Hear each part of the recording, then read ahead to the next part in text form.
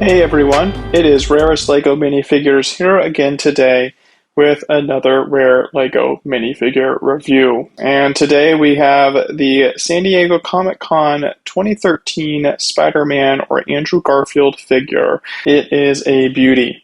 People love this figure for obvious reasons.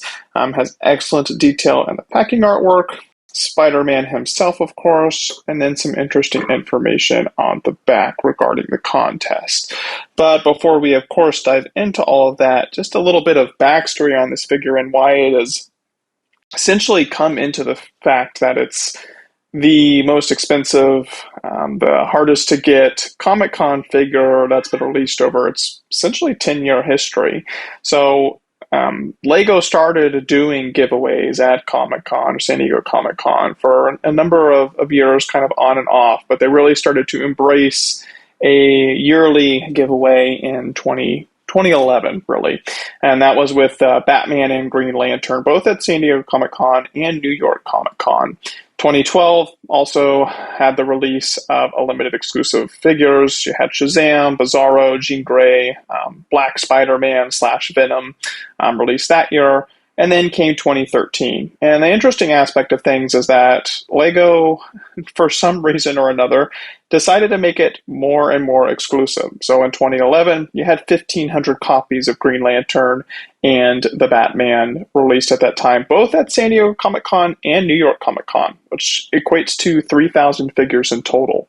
And then if you go to 2012, it was only at San Diego Comic-Con, and then you have Bizarro, again, Jean Grey, all those figures released in quantities of 1,000 each. Okay, so then you're already taking a pretty major step towards more exclusivity at that point. And then comes 2013, where Lego really went all out. It clearly made mistakes because they never did this again.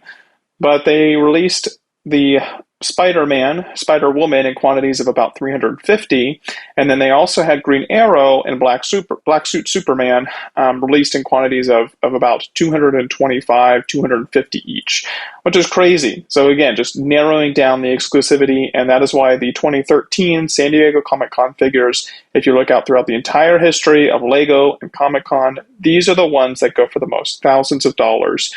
And even just comparing your Marvel versus DC comic figures, obviously Spider-Man, one of many people's favorites, and why he ultimately is at the precipice of the rarest of the rare.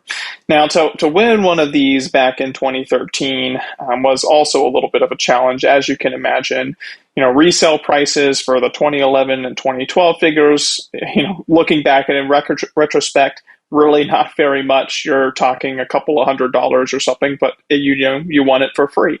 So, people would line up around the corner to try to win one of these figures so that they could pay for their hotel, the entry fee, all of that.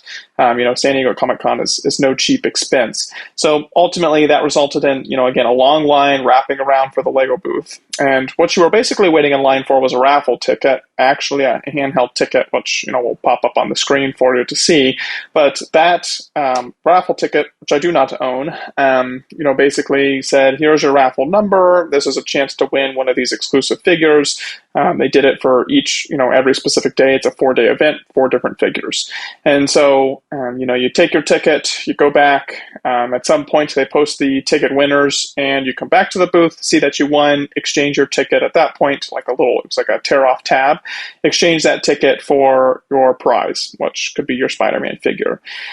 And believe it or not, in the resale market at that time, I remember, I was still a massive Lego collector in 2013 and well before that, but looking to try to acquire this figure. And I was like, oh my gosh, I'm on eBay scrolling through these resellers. This figure's $300. I'm never going to pay $300 or it's $400 or whatever. And that's right. Everybody commonly knows what this goes for today. You can't really find one of these for anything less than $10,000 at this point. But again, I was pretty shocked. I thought it was a cool figure. Still bought a couple of them, honestly, for that price at that time, then stowed them away. And, again, Lego even responded to the fact that there was some complaints that the tickets being handed out were only being given to kids, not really being given to adults. They were already at that point aware of there being scalpers kind of in the market. But, again, this is something people are winning rightfully. It's theirs to either keep, sell, give away, whatever they may want to do.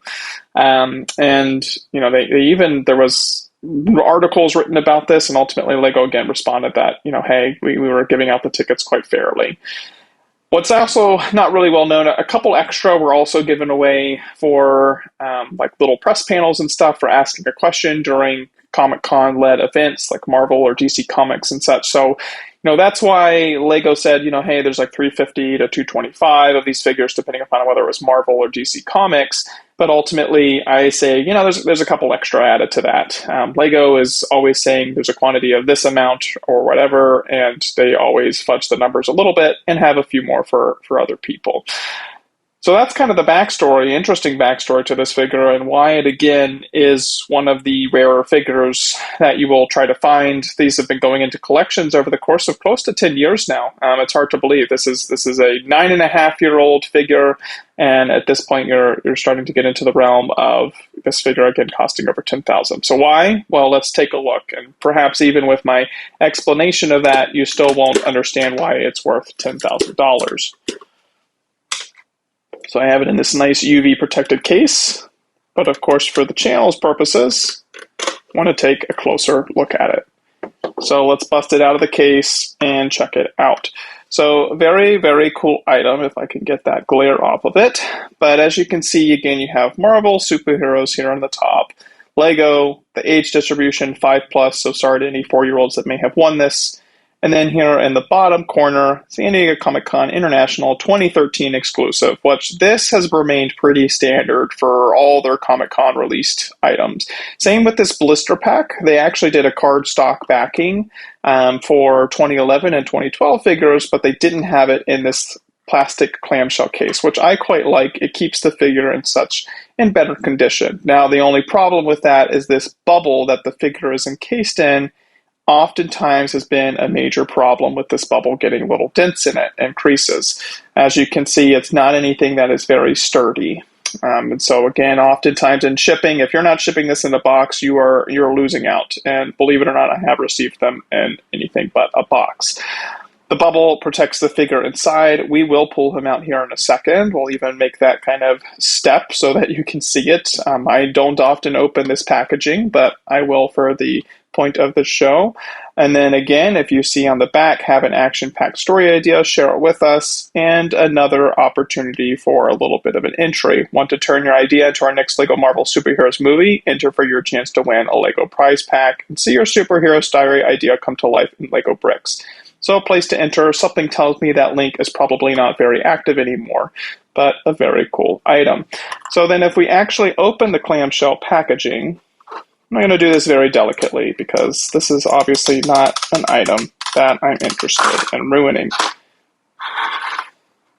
So I can now open this up a little bit. And again, delicately grab the figure, which we'll get to in a second. But for this point right now, pay actually more attention to this backing cardstock paper, which is a very nice cardstock indeed. And again, it's actually not anything that is specifically related to just having a front and back. What little people know is that it actually opens up and creates a little bit of a backing for your figure. So you can have the back, the Marvel basically comics backing here, flame streaking in the background with the city under duress in the bottom there, and you can actually set it up to where you have your backing like this, and then the figure, which no one's ever going to be taking out of the case anymore, right there in the middle. Not bad. Now the figure, of course, highly, highly detailed and a very well-made figure indeed. You can see there's fine detail here on the torso print, webbing, in the face, which I'm not sure if that's pretty good focus there. You can see there's even little details within the eyes. Again, pretty well matching the suit of Spider-Man from the movies. There's even back printing to both the head as well as the torso. No arm printing what to speak of, and the legs are pretty standard except for this printing on the front. but a cool little figure. And again, is he actually worth the $10,000? Well, that's for the markets to decide, and that's what they've kind of gone towards. Again, this figure originally you could get it for a couple $100s, and on your secondary market, which still may have seemed crazy at the time.